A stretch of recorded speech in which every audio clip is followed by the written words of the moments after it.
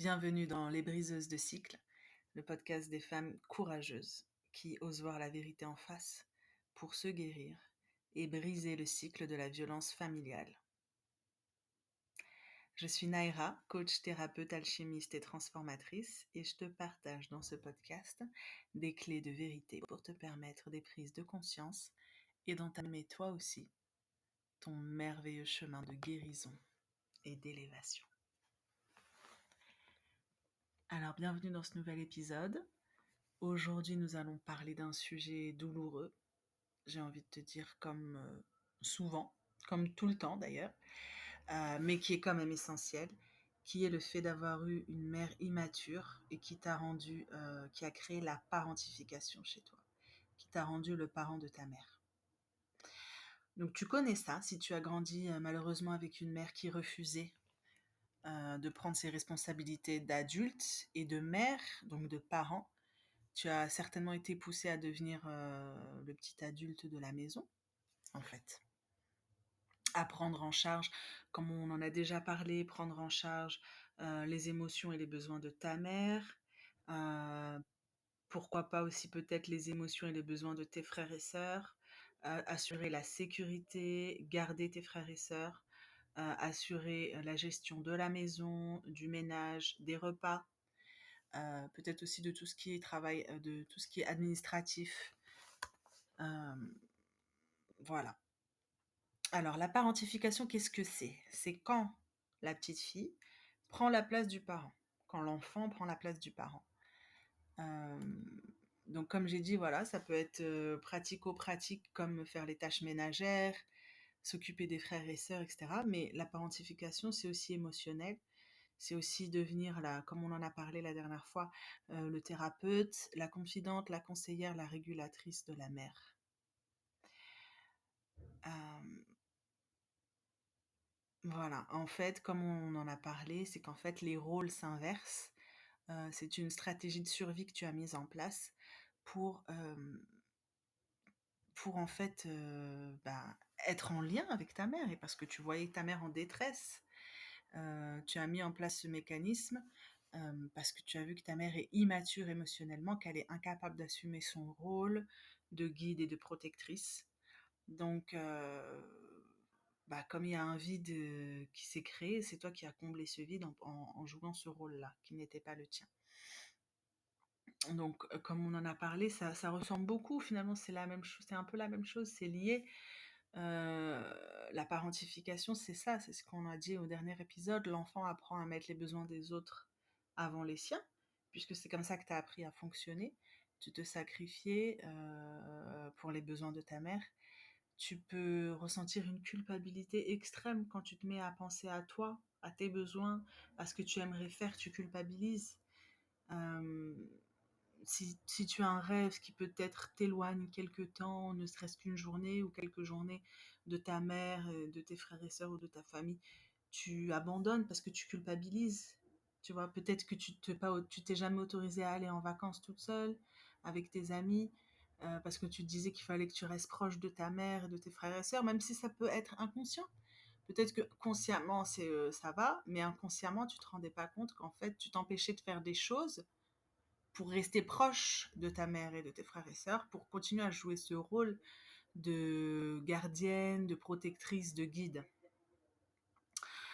Euh, c'est ça, et du coup, comme on l'a dit, les conséquences, c'est que tu vas te retrouver dans des relations toxiques, déséquilibrées, où c'est toi qui vas donner, donner, donner et rien recevoir, ou très peu, en tout cas beaucoup moins que ce que tu donnes en retour.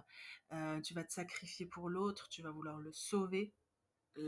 L'origine source vient de ça, vient de la relation avec ta mère. Donc si aujourd'hui tu te retrouves constamment amie avec des filles sur qui tu peux pas compter quand tu as besoin d'elles, euh,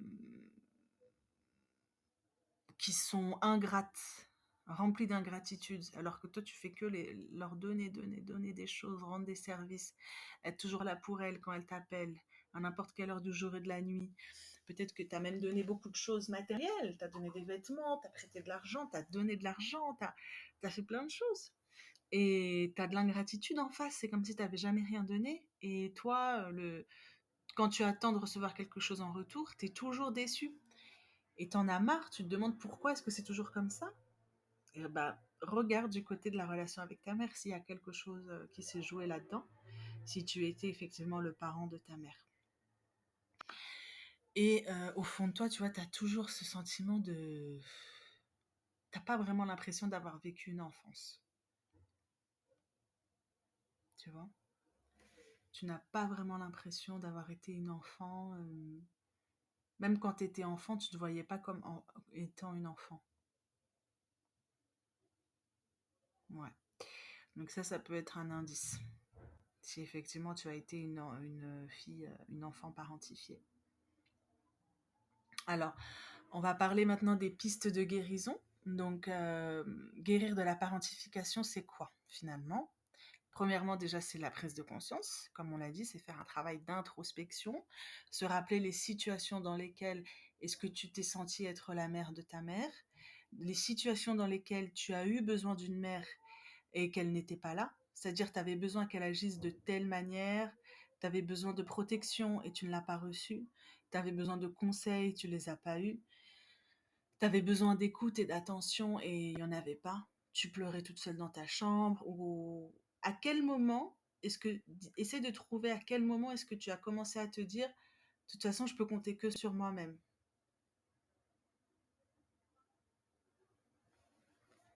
À quel moment est-ce que tu t'es dit là bah, en fait à quel moment tu as commencé à arrêter de demander de l'aide à ta mère? Là, tu peux être sûr que ouais, il y a quelque chose qui s'est déclenché soit après une énième déception. euh, voilà, il y a quelque chose qui s'est déclenché, qui a shifté, et là, tu es clairement entré dans la parentification. Et d'ailleurs, ça rejoint aussi le fait que la difficulté à recevoir, puisque comme tu n'as pu compter que sur toi-même, ben, même demander de l'aide, c'est difficile, voire impossible pour toi, parce que parce que demander de l'aide, c'est aussi accepter de la recevoir. Et ça fait partie de recevoir. Et quand tu as donné, donné, donné, et qu'en face, on ne répondait pas à tes besoins, on ne te protégeait pas, il n'y avait personne qui t'aidait, tu devais te débrouiller toute seule, voilà, c'est ce qui fait qu'aujourd'hui, en tant qu'adulte, tu as du mal à demander de l'aide et tu te dis que tu vas tout faire toute seule. Par exemple, sur le plan professionnel, ça peut être aussi une difficulté à déléguer. Tu veux tout faire toi-même, même des tâches répétitives ou qui te font perdre du temps et qui sont pas... Si par exemple tu es chef d'entreprise, eh bien ça peut, voilà, tu peux aussi te pencher là-dessus. Ça peut être une conséquence. C'est-à-dire que les conséquences sont sur tous les aspects de ta vie, pas que les relations. Ça peut être dans les relations, effectivement, tu vas répéter des schémas, mais ça peut être dans la vie professionnelle ou... euh, voilà. Donc c'est ça.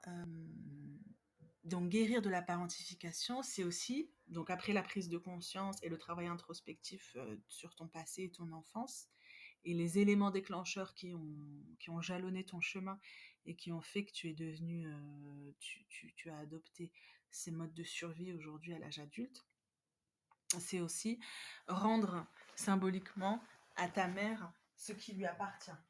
Donc, comme je te disais tout à l'heure, le fait, par exemple, euh, d'être l'enfant thérapeute, ça a fait que tu as voulu, enfin, tu n'as pas voulu. Si tu étais enfant thérapeute, tu as pris la tristesse de ta mère, la colère peut-être, si elle avait une colère, pourquoi pas peut-être envers ton père, si ton père n'était pas présent, et qu'il vous a abandonné.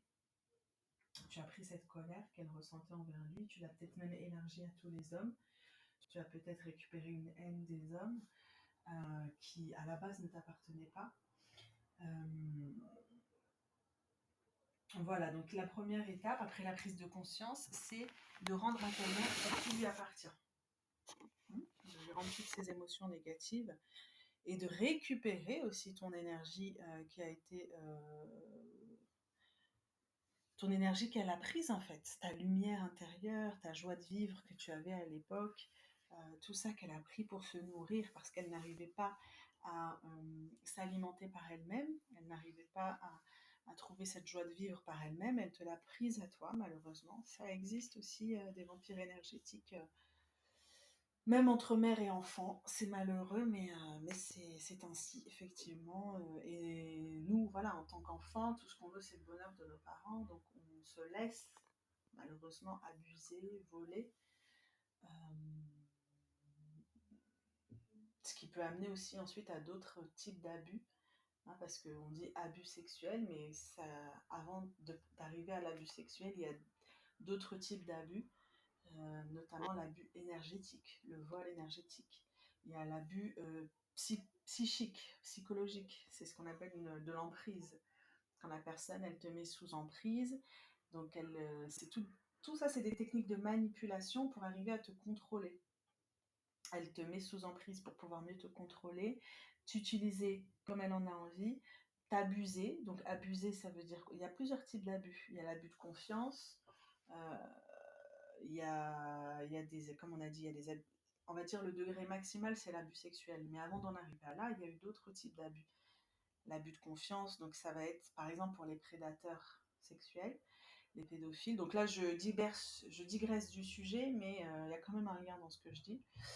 Euh, il commence par une emprise psychologique, hein, un abus de confiance. Ils essaient de te mettre sous confiance, etc. Pour après, progressivement, arriver à l'abus sexuel. Donc, pour en revenir au sujet dont je parlais, ta mère, si tu as été dans un système comme ça où tu étais euh, enfant parentifié, petite fille parentifiée, tu as, tu as certainement été abusée émotionnellement et énergétiquement. Et donc, il s'agit de récupérer aussi ton énergie qui a été abusée et volée. Et pour en revenir juste pour terminer avec le sujet dont je parlais, la digression que j'ai faite sur les abus sexuels, si jamais ça t'intéresse et que tu souhaites que je creuse le sujet, dis-le moi en commentaire et je me ferai un plaisir d'en faire un ou plusieurs épisodes pour, euh, pour vraiment développer toute cette partie-là de comment est-ce que les prédateurs sexuels arrivent à faire du mal aux enfants et en passant par la manipulation des parents. Voilà. Alors, et donc enfin, une autre piste de guérison quand tu as été une enfant parentifiée, c'est de réhabiliter ta petite fille intérieure. Donc ça veut dire lui redonner sa place d'enfant, lui demander pardon, vraiment la déculpabiliser, lui expliquer que c'était pas de sa faute si maman n'allait pas bien, qu'elle n'y était pour rien. Euh, voilà, vraiment la libérer du poids de la culpabilité, de lui expliquer qu'elle a joué un rôle qu'elle n'aurait pas dû, c'était pas son rôle, de faire en sorte que maman se sente bien, euh, qu'elle guérisse de ses maladies mentales, qu'elle guérisse de sa tristesse, qu'elle retrouve goût et joie de vivre, ou qu'elle... par exemple, si tu avais une mère célibataire qui se sentait seule, qui avait un manque affectif, ça peut aussi arriver, et que l'enfant, du coup, bah, toi en tant que petite fille, tu voulais combler ce manque affectif de ta mère, ce vide affectif. Donc tu donnais beaucoup d'énergie, beaucoup de joie, beaucoup de sourire, beaucoup d'amour pour remplir. Tu sentais que ta mère, elle avait ce vide affectif en face, mais c'était pas ton rôle, tu n'avais pas à le faire. Donc, réhabiliter ta petite fille intérieure, c'est aussi ça. C'est lui demander pardon, ressentir de l'autocompassion pour toi, euh, et lui donner la place d'exister. Parce qu'en fait, notre enfant intérieur, il existe toujours à l'intérieur de nous, jusqu'à notre mort. Elle existera à l'intérieur, elle est là. Et il y a des moments, alors il y a des moments où on ne peut pas forcément la laisser s'exprimer à 100%, si elle a envie d'éclater de joie. Et encore. Moi, je pars du principe que on devrait tous être, si on était tous hyper connectés à nos enfants intérieurs et qu'on les laissait s'exprimer librement, crois-moi que le monde irait beaucoup mieux. Parce que d'après moi, un adulte méchant, un adulte mauvais, qui a basculé, comme on dit, du côté obscur de la force, un adulte dépressif qui fait la tronche toute la journée, c'est un enfant blessé, un enfant intérieur blessé, qui crie au secours, laissez-moi sortir de là, laissez-moi sortir de cette prison intérieure, j'en peux plus. C'est un enfant soit qui a été violenté, maltraité et qui n'a pas été vu, entendu, reconnu et aimé. Euh, Donc voilà, laisse ta petite fille intérieure s'exprimer, retrouve tes joies. Si tu avais des trucs que tu aimais faire dans ton enfance, essaie de retrouver comme ça tes passions, etc. Et c'est jamais trop tard. Tu as le droit aujourd'hui de la laisser s'exprimer entièrement, même si tu es une adulte. Euh, voilà. Et enfin, une autre piste de guérison, c'est de te libérer de la culpabilité, en fait. Tu avais le droit d'être une enfant. Et c'est aussi te reconnecter à cette colère que tu as refoulée. Parce que, bien évidemment, qu'un enfant à qui on demande tout ça, alors ta mère te l'a pas demandé, elle t'a pas dit ma fille, s'il te plaît, sois ma psy, sois mon infirmière, vas-y, s'il te plaît, laisse-moi, sois ma confidente, etc. J'ai besoin de toi. Elle te l'a pas dit, mais c'était inconscient, c'était induit dans l'air. Tu comprends? Tu l'as senti. On n'a pas besoin de verbaliser des choses pour le ressentir. Donc, et du coup, ce que ça a fait, c'est que ça t'a généré de la colère.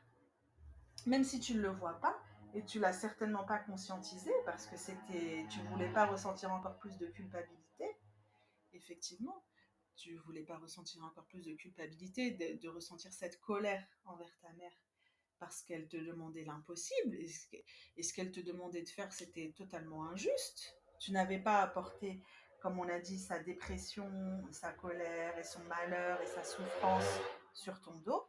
Pardonne-moi pour les bruits de moto. Et donc, du coup, forcément que ça a généré de la colère à l'intérieur de toi. C'est juste que cette colère, tu l'as très puissamment refoulée. Parce que tu ne pouvais pas ressentir cette colère envers ta mère. Tu comprends? Ta pauvre mère qui se ressentait comme une victime, qui était triste, etc. T'allais pas en plus ressentir de la colère contre elle. Donc cette colère, ce que tu as fait, c'est que tu l'as refoulée, mais refoulée très, très, très, très, très, très, très profondément, très loin. À peine cette colère, elle s'est pointée le bout du nez que tu l'as renvoyée, quoi. Et comme tu peux pas la renvoyer là d'où elle vient, sans la laisser s'exprimer, se développer, etc., bah, ce que tu as fait, c'est que tu l'as refoulée à l'intérieur de toi, très, très, très, très loin. Donc une clé aussi fondamentale de guérison quand on a été le thérapeute de sa mère, quand on a été le parent de sa mère, c'est d'aller reconnecter à cette colère à l'intérieur de soi et de la laisser, de l'accueillir en fait, de la laisser être, de la laisser exister, de l'exprimer. Pour la laisser être, il faut l'exprimer. Tu as besoin d'exprimer cette colère. Donc déjà, il faut la laisser émerger, la faire remonter parce qu'elle est très profondément enfouie. Et une fois que tu arrives à connecter, tu t'es connecté à cette colère, c'est de l'exprimer d'une manière ou d'une autre. Là, c'est toi qui vas savoir comment exprimer ta colère. Ça peut être par la boxe, ça peut être par aller crier dans la forêt, ça peut être par aller taper dans des coussins, ça peut être par la danse, du mouvement thérapeutique, ça peut être par plein de choses. Par des techniques de respiration, voilà, pourquoi pas de méditation, mais je dirais que faut aller un peu plus loin que la méditation. La méditation, ça peut être bien dans un premier temps pour se connecter à elle, mais ensuite pour la sortir, pour l'expulser, il faut quelque chose qui passe par le corps, tu vois, par le corps. La respiration, ça passe par le corps, donc c'est toi qui verras ce qui te parle. Donc voilà pour l'épisode d'aujourd'hui. Alors dans le prochain épisode, on verra un autre visage de la mère toxique qui est la mère contrôlante et l'enfant marionnette. En attendant, je te dis, prends soin de toi, je te fais des gros bisous et fais-toi un câlin parce que tu le